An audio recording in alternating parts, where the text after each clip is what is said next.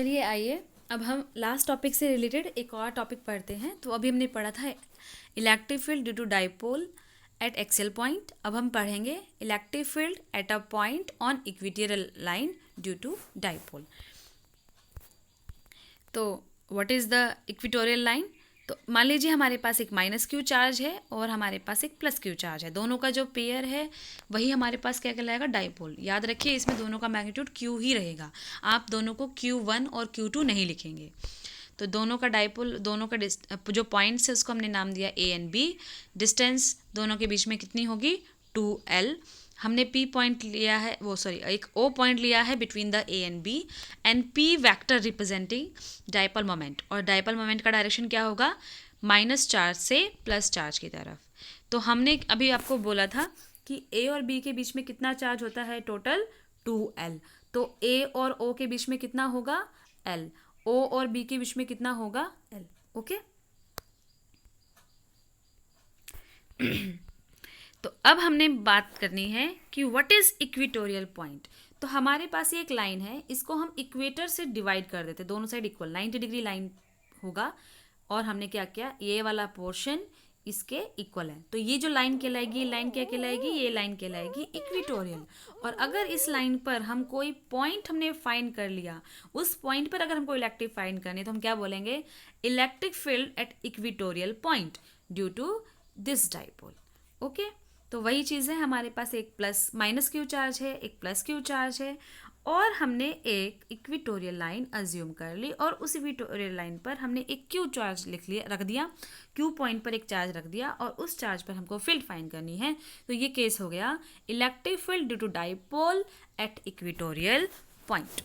Okay तो दोनों के बीच में डिस्टेंस हमने बोल दी y, और Q से हमने A पर और B पर जो इक्वल बनाया, वो एंगल बनाया, वो बना हमारा थीटा। और ये एक इक्विलेटरल ट्राइंगल होगा, इसलिए दोनों एंगल्स क्या होंगे? सेम। अब देखिए कि जो भी हमारा जहाँ पे भी हमको फील्ड फाइंड करना होता है वहाँ पर हम टेस्ट चार्ज रखते हैं, और टेस्ट चार्ज कैसा होता है? पॉजिटिव। तो पॉजिटिव चार्ज हमने Q पे रखा, और पॉजिटिव चार्ज जब हम Q पे रखेंगे तो Q पे जब चार्ज है पॉजिटिव, A पे चार्ज है नेगेटिव, तो दोनों के बीच में क्या होगा? अट्रैक्शन। तो Q कहाँ मूव करेगा? Q पे रखा चार्ज A की तरफ मूव करेगा। लेकिन Q पर चार्ज है पॉजिटिव, B पर चार्ज है पॉजिटिव, तो दोनों के बीच में क्या होगा?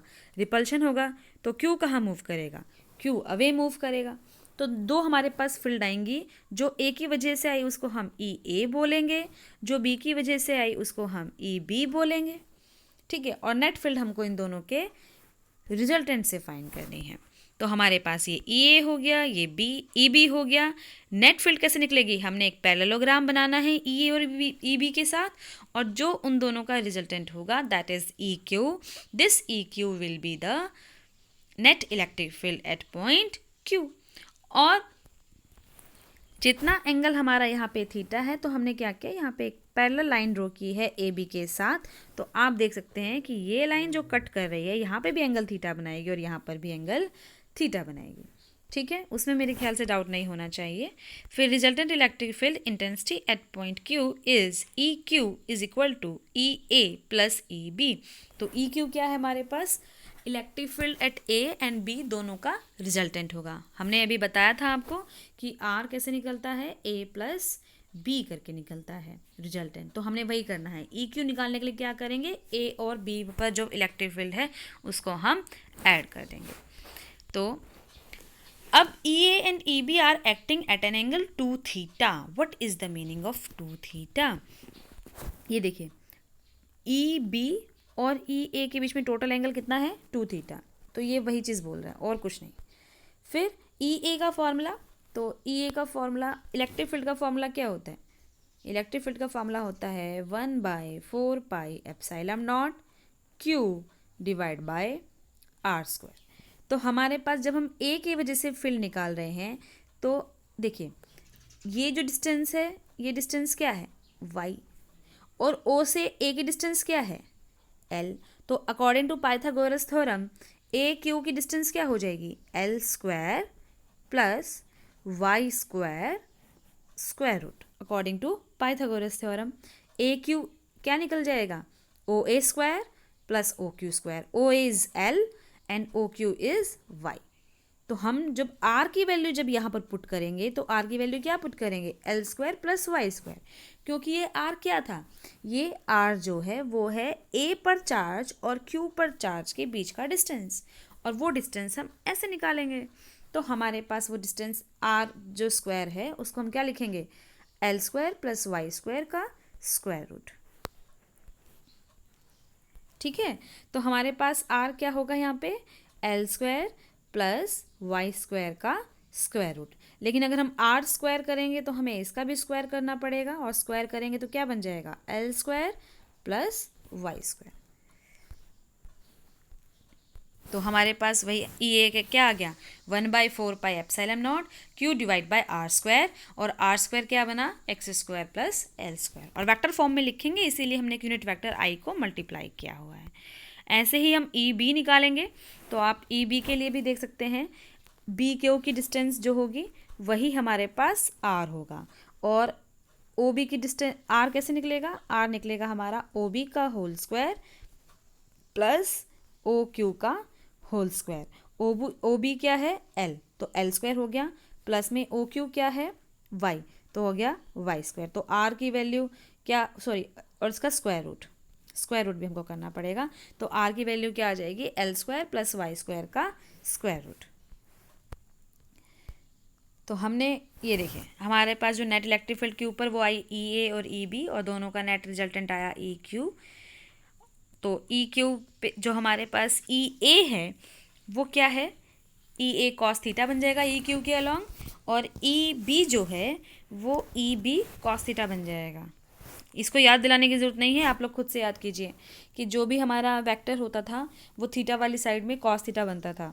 तो ई ए ई क्यू की साइड में क्या बन गया, ई ए कॉस थीटा, और ई बी क्या बन गया, ई बी कॉस थीटा। तो जब हम ई क्यू निकालेंगे तो हम उसमें ई ए और ई बी ऐड नहीं करेंगे, हमें क्या ऐड करना पड़ेगा, E A cos theta and E B cos theta. और एक और चीज़, आप ई ए और ई बी की जो हमने फॉर्मूला लिखा है उसको नोट कीजिए, क्या दोनों फॉर्मूले में कोई डिफरेंस है, नहीं, दोनों फॉर्मूले सेम हैं। तो ई क्यू को हम क्या लिखेंगे, ई क्यू को हमको लिखना पड़ेगा E A cos theta plus E B cos theta, तो हम ऐसे करेंगे ना इसको, ठीक है। और साथ में ई ए और ई बी दोनों की वैल्यू सेम है, इसीलिए हम क्या कर सकते हैं, हम इसमें ई बी की जगह ई ए भी लिख सकते हैं, ठीक है। तो क्या बन जाएगा ये 2EA कॉस थीटा। तो वही हम अभी आगे करने वाले हैं, आप ध्यान से देखते रहिए। तो हमारे पास नेट इलेक्ट्रिक जो हमारे पास ई ए और ई बी था उसके दो वेक्टर कंपोनेंट्स बने, E cos and E sine. तो जो साइन है हमारे परपेंडिकुलर होंगे और कॉस हमारे लेफ्ट होंगे, तो हमने दोनों को क्या कर देना है, ऐड। अब आप खुद देखिए ई ए और ई बी क्योंकि दोनों सेम है इसीलिए यहाँ पर जो ई बी साइन थीटा और ई ए साइन थीटा दोनों एक दूसरे को कैंसिल कर देंगे, इसलिए हमारे पास नेट इलेक्ट्रिक फील्ड इनकी वजह से नहीं आएगी, सिर्फ किसकी वजह से आएगी, कॉस की वजह से, ठीक है। तो यहाँ पे हमने लिखा है कि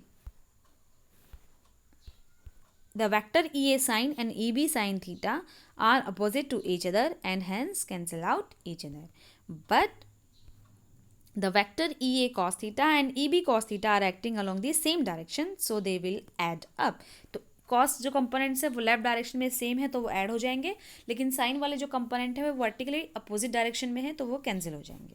तो हमारे पास नेट इलेक्ट्रिक फील्ड कैसे निकलेगी, हम नेट इलेक्ट्रिक फील्ड के लिए क्या करेंगे, E Q equal to E cos plus E B cos theta, और ई ए कॉस थीटा और ई बी कॉस थीटा, तो ई ए और ई बी दोनों की वैल्यू सेम है। तो जब आप सारी चीज़ वैल्यू इसमें पुट कीजिए तो हमारे पास आ जाएगा E Q is equal to 2/4 epsilon naught Q divide by X square plus L square into 1/एक्स स्क्वायर प्लस एल स्क्वायर का स्क्वायर रूट।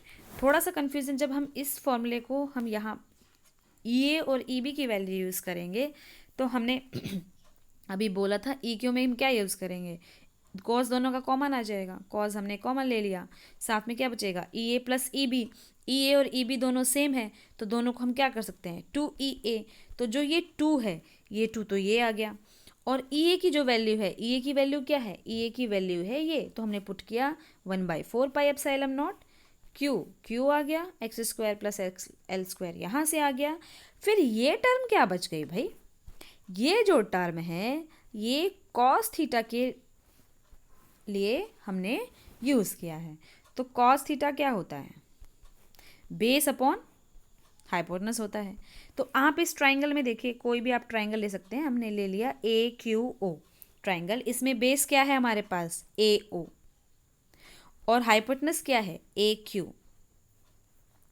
तो हमने क्या किया, ए ओ की वैल्यू क्या होती है? ए ओ की वैल्यू होती है एल, और ए क्यू की वैल्यू क्या होती है? तो ए क्यू हमने अभी पहले भी निकाला था, वो होता है x square plus L square का स्क्वायर रूट। अच्छा, यहाँ पे एक मिस्टेक है। यहाँ पे क्या है, हमने यहाँ पे y लिया है और यहाँ पे हमने लिख दिया है x, तो इसको थोड़ा करेक्ट कर लेना। y की जगह या तो x लिख देना यहाँ पर आप x ही कर देना इसको, ठीक है। चलिए, तो हमारे पास ई क्यू निकल गया 2/4πε0 क्यू एल, और क्यू एल टू जो ऊपर लिखा है उसको हम क्या पुट कर सकते हैं? p। तो p आ गया, तो हमारे पास ई क्यू क्या आ गया? 1/4πε0 p divide by X square plus L square इसकी पावर 3/2। तो ई क्यू हमारे पास ये निकल गया।